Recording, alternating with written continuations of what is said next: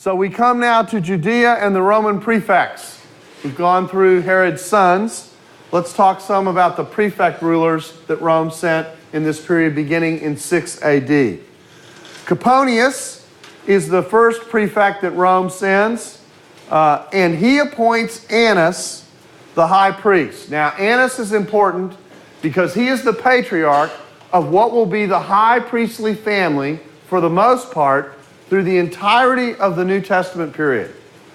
From the time of Jesus' ministry all the way through to the 60s, when Annas II, a descendant of this family, puts James, the half-brother of the Lord, to death in an incident we're going to read about later. Caiaphas, high priest during the time of Jesus' ministry. High priest presiding at the Jewish examination of Jesus. Caiaphas is Annas' son-in-law. 5 of the 6 high priests during the period when Caiaphas is high priest come out of the family of Annas. Annas is so powerful that even in the New Testament, he is described as a high priest alongside Caiaphas, almost as if the two were ruling together, in an honorific continuation of the title, much like the way we continue to call presidents after they have served president. So Annas is a towering figure whose position is established when the Roman prefect Coponius comes and appoints him as high priest. Annas himself was high priest for 9 years on his own, just like Caiaphas was high priest during the entire time that 9 years that Pilate was prefect in Judea.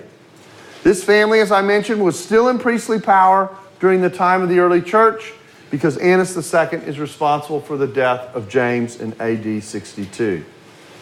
Pontius Pilate, as a prefect, is somewhat insensitive to the Jews. From his standpoint, it's not insensitivity. From his standpoint, he is making clear to the Jews from the moment that he shows up that Rome is in control of the land. And so he brings in symbols, images, at night in one act, in the first controversial act of his rule, an incident we're going to see described in a second. He also mints coins that make it clear that Rome is over Judea.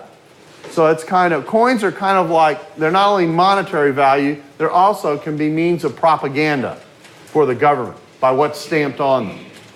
And that's certainly the case with the coins that Pontius Pilate mints that makes it clear that Rome is in charge in Judea. Don't mess with us. As prefect, he has 4 responsibilities. He is to collect the taxes. He is to keep the peace. He is to exercise he's to be a judge and to look out for Caesar's interests in the land, and he is the appointer of the high priest.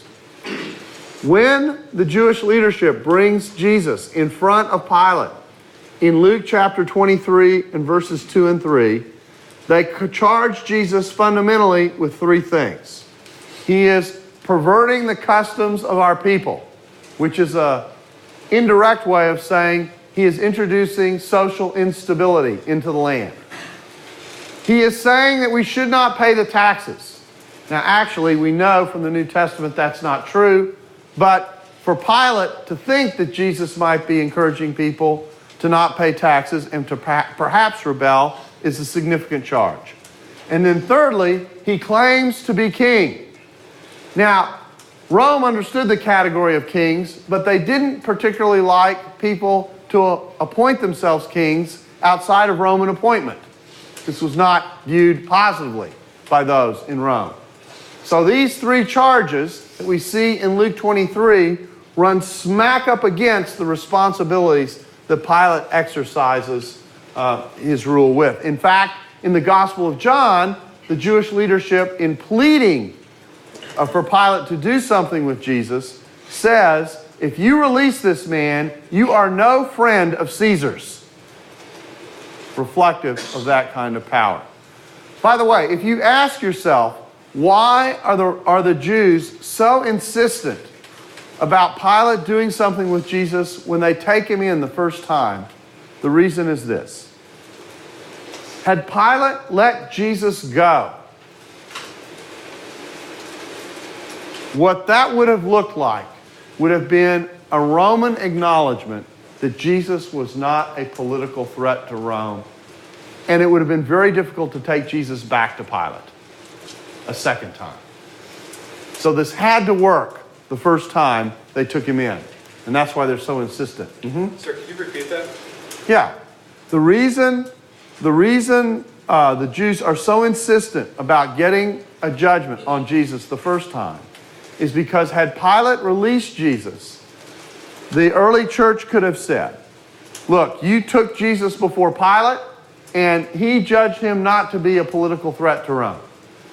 Okay? So that's why they were so insistent in that scene.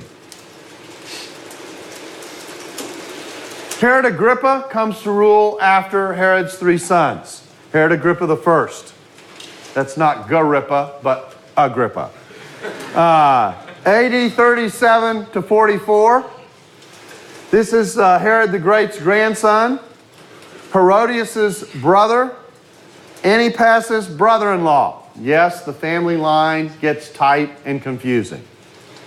By AD 41, he had regained all the territory that Herod the Great had had, which is basically equal to all of Palestine.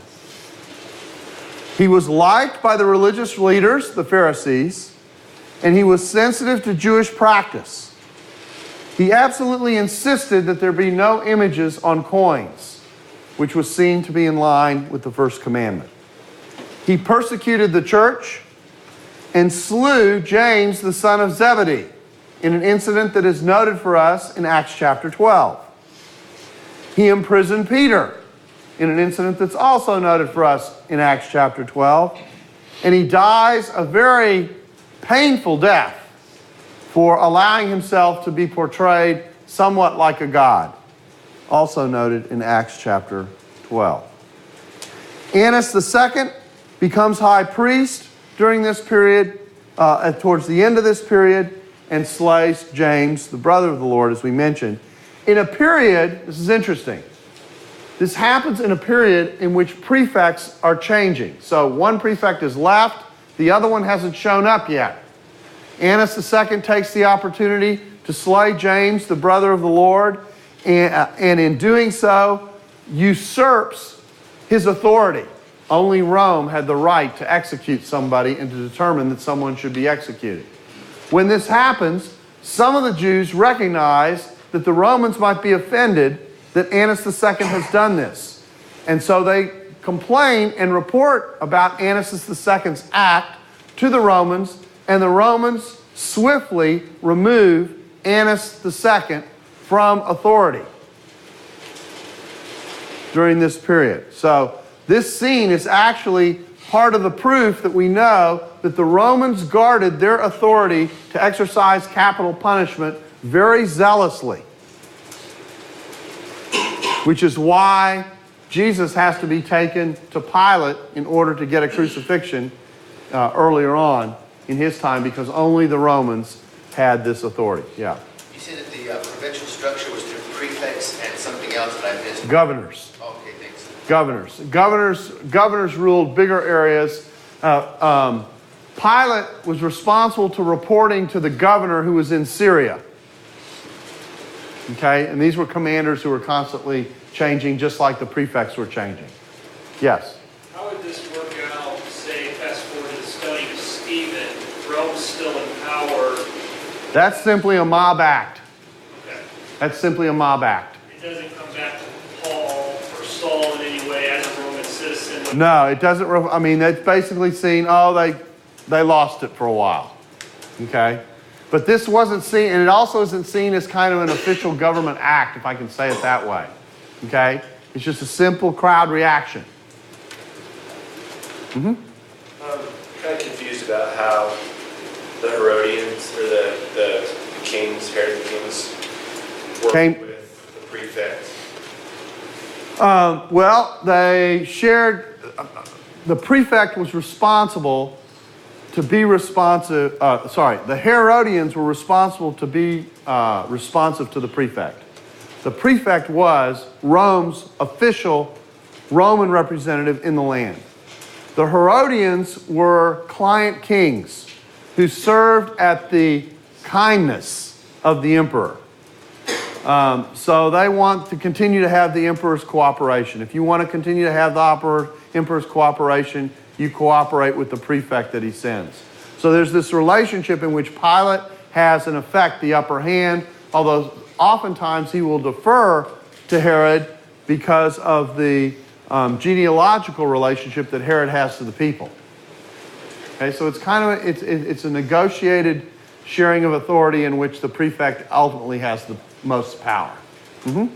So did Herod Agrippa, did he reunite the, you know how when Herod the Great died, he split his, whatever he was going into 3 parts. Did Herod Agrippa have all 3 of them? Yes, he reunited all this. So he's a very powerful figure. Agrippa's gruesome death is described in Acts 12, came in AD 44. And the area is in Roman hands for 6 years until Herod Agrippa II is appointed. And Herod Agrippa II is a huge shadow of a Jewish leader whose life extends past the fall of Jerusalem and really extends well into the end of the 1st century.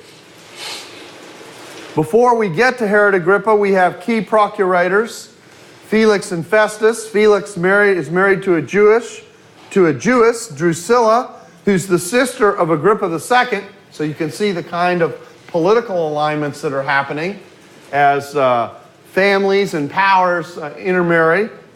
This is part of the politics of the period. Felix is tough with regard to law and order, but he's not viewed as very competent. Paul has appearances that are noted before Festus and Herod Agrippa II in Acts 23 to 25. Festus is viewed as tough on law and order, but he's viewed as competent in terms of the way he oversaw Roman responsibility in the area. Annas II kills James when Festus dies and no ruler is present.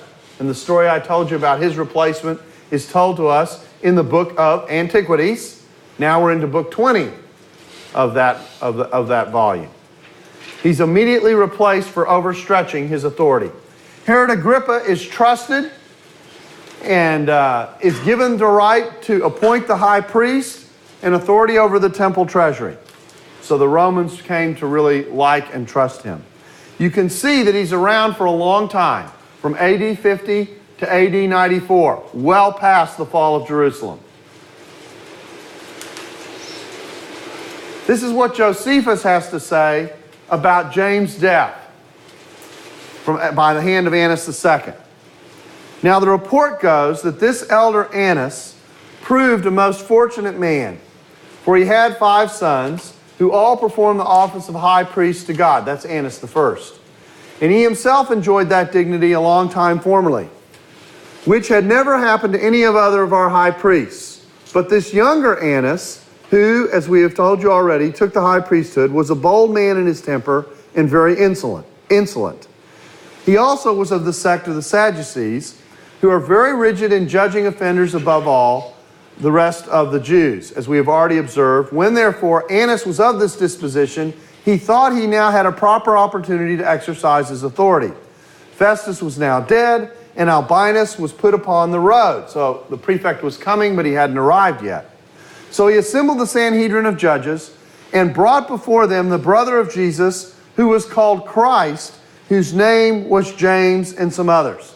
Now this little aside to James and to the Christ in the book of Antiquities, book 20, is very, very important, because it tells us that the section that we get on Jesus earlier on in Antiquities, in book 18, about Jesus, alluded to the fact that Jesus claimed or had an association with the title the Christ. And people who want to expunge that entire description of Jesus from Josephus because of some things that have been interpolated into it, having Josephus say things like he was the Messiah, which Josephus wouldn't have said, because Josephus was Jewish and not a Christian. That this little line gives evidence of the fact that the Christ has already been discussed in the book, And so that Josephus said something about Jesus earlier on in book 18. And when he informed an accusation against them as breakers of the law, talking about James, he delivered them to be stoned. But as for those who seemed most equitable of the citizens, and such as were the most easy at the breach of the laws, they disliked what was done. And they also sent to King Agrippa, desiring him to send to Annas that he should act so no more, for that what he had already done was not to be justified. Nay, some of them went also to meet Albinus, as he was upon his journey from Alexandria, and informed him that it was not lawful for Annas to assemble a Sanhedrin without his consent. Whereupon Albinus complied with what they said, wrote in anger to Annas, and threatened that he would bring him to punishment for what he had done. On which King Agrippa took the high priesthood from him, and when he had ruled but 3 months, made Jesus, son of Damius, high priest. So there you see some of the political intrigue that comes with Annas II overstepping his bounds and executing James, brother of the Lord. Now, yes? Who was Albinus? Albinus was the prefect who had been appointed to replace Festus. Okay? And as he was coming from Egypt to assume that role, this took place.